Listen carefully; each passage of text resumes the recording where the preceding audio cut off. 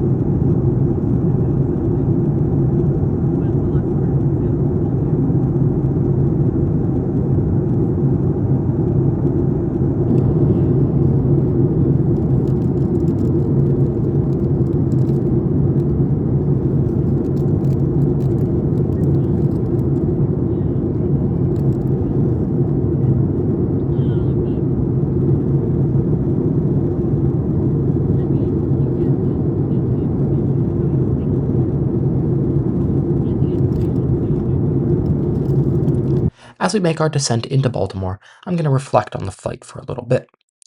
It is hard not to judge this experience by what Southwest used to offer: cheap fares, comfy seats, unbeatable legroom, and the ability to check bags for free. This is what made Southwest desirable. For relatively cheap, someone could take a trip almost anywhere in the US with bags and have a good experience. All of that is now gone. Southwest is no cheaper than the legacy carrier, but their vibe feels much more low cost. That's not to say that the experience aboard this flight was bad, because it wasn't, but compared to what it used to be, Southwest has regressed mightily. The crew aboard were great, as Southwest crews always are, but the seat was not nearly as good as they have been in the past, and having to pre-select a seat with over half the seats on the plane being an extra charge for only marginal benefit was not great. I really enjoyed being able to sit wherever on the plane, which open seating offered. To me, Southwest is now just another carrier, and I will not seek them out actively as I used to. For a similar price, I would much rather take United or Delta, even if it means connecting somewhere, as they offer so much more than what Southwest does. Southwest clearly doesn't know what it wants to be as a carrier, which in my opinion is really hurting them. They had a niche that they had perfected, but they have moved away from that and are now just free floating, unsure if they want to retain a low cost element or transition into a full service airline and directly take on the big three. Will I fly Southwest again? Yes. Experience on board was not terrible, and if they are cheap, I will happily fly them again.